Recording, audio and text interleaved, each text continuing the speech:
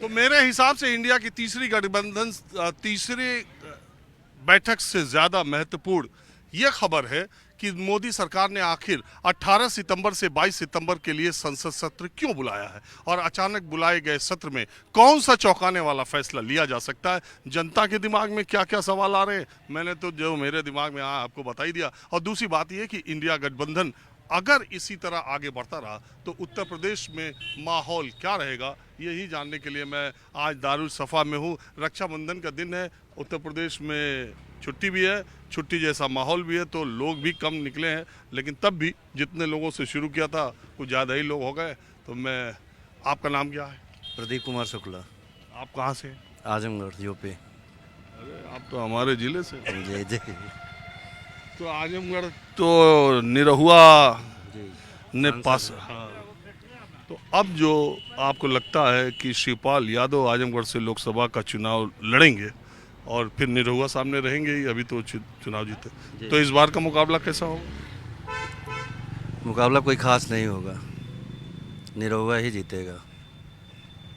Samajwadi party का वो भी गड़ गया। नहीं नहीं, गढ़ गया, गढ़ तो चला ही गया, पूरे यूपी चला गया तो आजमगढ़ क्या।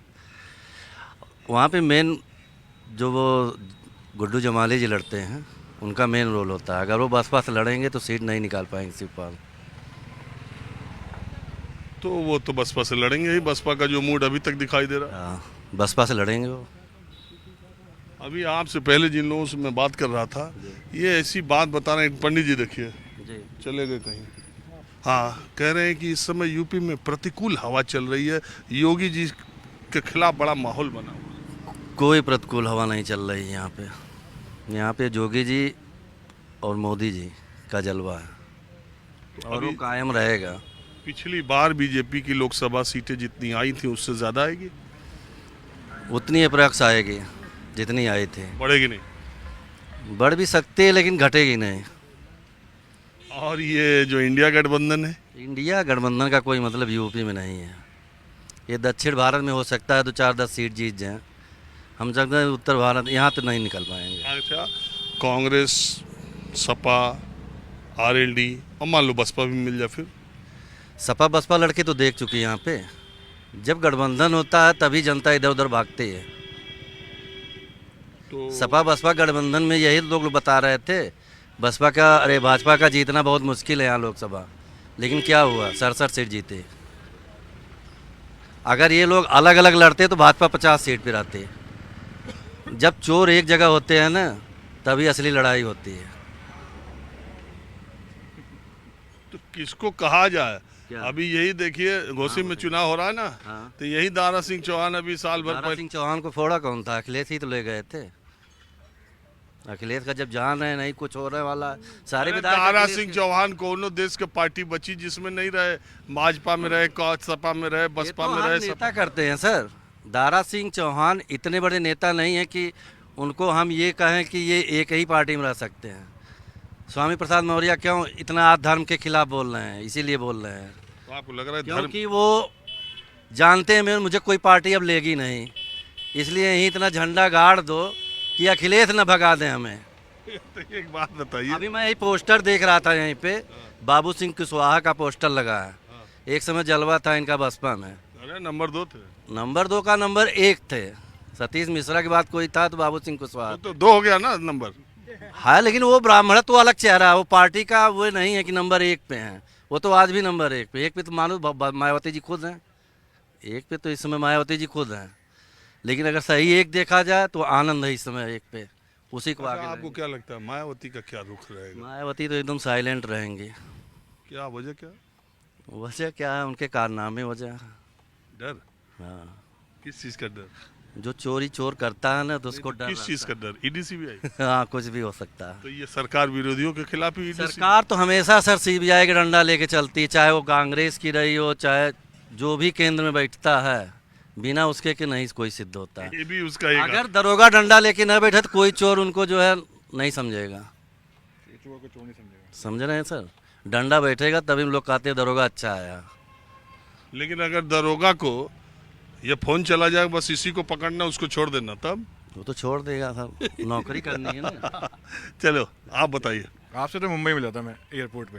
हाँ हाँ, फिर मुंबई में जाता है एयरपोर्ट पे। अच्छा, हाँ मुझे असल में मैं इतना ट्रेवल करता रहता हूँ, लोग मिलते ही रहते हैं, लेकिन मुझे याद है मुंबई में हाँ, मुंबई में जाता आपसे, तो मैं देखा, मैं पहचानने की कोशिश करता हूँ, क्या था पहचान ले। नहीं नहीं मुझे याद है। अभी जरा 1 मिनट रिकॉर्ड कर ले। आपका नाम है क्या? विवेक तोमर। ये मेरे कंपनी के बॉस हैं। हाँ मेरे कंपनी के बॉस हैं ये। यही काम करते हैं, तो आज मेरी भी ट्रैवलिंग थी थोड़ा, तो मैं देखा तो माहौल क्या है। हेड हैं हमारे इंडिया इन्फो लाइन के। राजीव सर से मिलते हुए चलते हैं। अरे नहीं, मैं तो ऐसे ही खड़े लोगों से बातचीत, यहाँ लोग मिल जाते। तो आप कंपनी, आपके बॉस हैं और ये नॉर्थ इंडिया हेड है, और आप भाषण पहले इनसे ज्यादा आप ही दे रहे हैं। ये यहाँ के हैं, ये लोकल के हैं, ये लोकल के हैं। आप कहाँ के? हम नोएडा के हैं। अरे है तो यूपी ही। है तो यूपी। तो आपको क्या लगता है, अभी देखिए आप मुंबई में मिले थे और मुंबई में बैठक चल रही है, जाने वाला मैं भी था, लेकिन सोचा मैंने घोषित चुनाव में चला जाए। तो आपको क्या लगता है ये जो चर्चा चल रही है इंडिया की, इसकी? इंडिया का कोई स्टैंड नहीं है मेरे हिसाब से, तो नहीं है। बिकॉज अभी आप देखिए, जैसे चुनाव नजदीक आएंगे ना, ये सारे आपस में ही लड़ मर जाएंगे। एक आध दो छोड़ दो, बाकी सब हटेंगे। मान लो रह गए, रहेंगे ही नहीं। सब अपने फेवर में है, फेवरिज्म चलता है, सब वही करेंगे ये लोग। अभी नहीं, तो वो इनमें ये बताओ, इनमें प्राइम मिनिस्टर कौन बनेगा? इनकी लड़ाई सबसे रही है। अरविंद केजरीवाल साइड लाइन है, ममता बनर्जी सब जगह राखी बांध रही है, अमिताभ जी के पास पहुंच गई हैं आज राखी बांधने के लिए। उसमें क्या, वो तो कोई बात नहीं, वो कुछ भी करें। अमिताभ बच्चन का संघर्ष, अमिताभ बच्चन का जीवन कोलकाता से शुरू हुआ था, चलेगी। इंडिया तो कुछ भी कर सकता है आज की तारीख में, क्योंकि बिकॉज कोई वो रोड मैप तो है नहीं कि ये करना है जी, हमें ये करना है। वोट बैंक इकट्ठा करना है, सारा तोड़ जितना भी टूट के बन सकता है। एक पार्टी का एम्बलम इनको मिल जाए, अगर मिला तो, अदरवाइज तो मिलना भी नहीं चाहिए। और सत्र जो आ रहा है नया, हाँ कुछ ना कुछ मोदी जी हैं, मोदी जी कुछ ना कुछ तो करेंगे, चेंज तो करेंगे, वो तो है ही। झटके से कुछ तो झटका देने वाला आएगा, बिल्कुल आएगा, अच्छे के लिए आएगा, सबके अच्छे के लिए आएगा। आपको क्या लगता है क्या आएगा? बहुत सारी चीज़ें, यूसीसी है, यूसीसी जो मेन है, पॉपुलेशन कंट्रोल भी है, वो भी हो सकता है। ये बिल तो पारित होने ही होंगे भी, जरूरी है। जनता को क्या फायदा यूसीसी से? हाँ?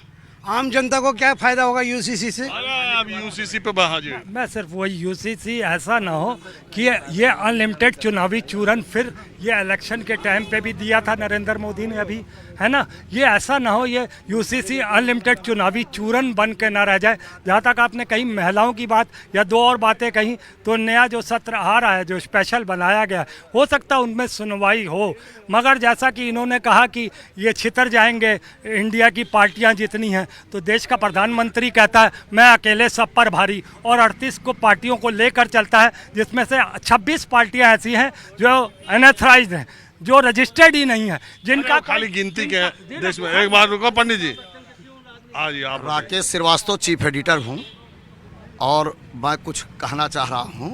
कहाँ हैं आप चीफ एडिटर? हम अपने न्यूज़पेपर अपना खुद चलाते हैं 10 साल से, और यहाँ से एमएलए चुनाव भी लड़े हैं, और राजनीति में अच्छी तरह से सबके बारे में जानते हैं और रहे भी हैं सबके साथ।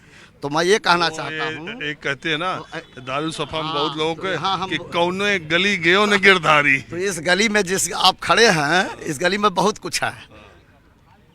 तो हम ये कहना चाह रहे हैं कि देखिए, बीजेपी तभी जीतेगी जब मोदी जी का नेतृत्व परिवर्तन कर किसी दूसरे व्यक्ति को लाया जाए, क्योंकि मोदी जी की अब छवि वहाँ नहीं रह गई। पहले पूरी बात सुनिए, हम हैं वहाँ ना, तो हम बता रहे हैं, पहले बात समझिए अंदर हम कहाँ हैं।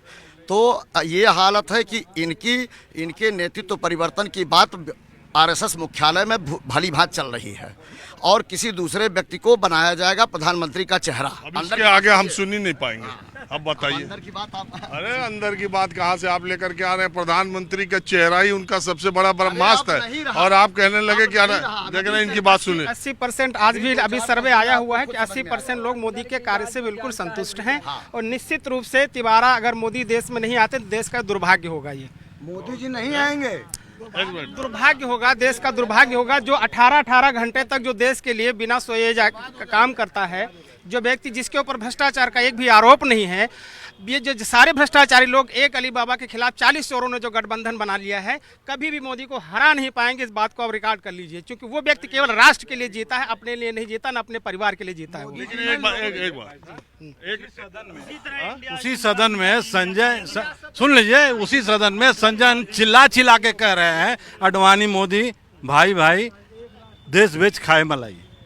वहाँ क्यों नहीं उनको जो गिरफ्तार कर लेते हैं? वो तो उनके मुंह पर बोल रहा है। आप कह रहे हैं कि वो दुर्भाग्य होगा। सारा देश बेच दें, गरीबी रख दें। एक मिनट, रोटी और सत्ता बदलती रहनी चाहिए। नहीं बदलेंगे तो रोटी जल जाएगी, सत्ता नहीं बदलेंगे तो लोग निरंकुश हो जाएंगे। लेकिन एक बात बताइए, अगर अच्छी एक ही आदमी बोले हम उस तरह का नहीं करते कि चार लोग उसमें, आप जो है एक बात जो आप ये कह रहे हैं उस पर ये है कि अगर कोई आदमी को ये पता हो कि मुझे अच्छा काम करने के बाद भी दोबारा मौका नहीं मिलेगा तो फिर कोई सरकार अच्छा काम क्यों करेगी, आप बताइए। नहीं, बात अब से 60 साल में लोग कह रहे हैं 70 साल, इनका भी 10 उसी में कांग्रेस में जोड़ लिया जाता है। 60 साल में कांग्रेस अच्छा नहीं किया क्या? इसरो ने दूसरी बात कहता हूँ, हाँ। मैं दूसरी बात कहता हूँ, जो भी 70 साल की बात करता है तो मैं कहता हूँ ये 70 साल के आदमी से पूछा जाना चाहिए। लेकिन 30 साल का जो आदमी बच्चा है इस देश का, जो आबादी 30% से ज़्यादा है, जिनकी उम्र 30 साल है, तो पिछले 30 साल में तो अब अगर आप पिछले 30 साल से 1993 से अभी तक का देखेंगे तो करीब करीब 15 साल बीजेपी और करीब करीब 15 साल कांग्रेस ने शासन किया है या उनके सहयोगी ने किया, तो ये तो बराबर हो गया आप दोनों का। अब कांग्रेस का या उसकी बात करना बेमानी इसलिए है कि 30 साल में तो आप रह चुके, बीजेपी भी रह चुकी 15 साल और कांग्रेस भी, तो इन 30 सालों की उपलब्धियों का श्रेय भी दोनों पार्टियों को है और इन 30 सालों की जो कमजोरियां हैं उसकी जिम्मेदारी भी इन दोनों को लेनी पड़ेगी। आप पीछे वकील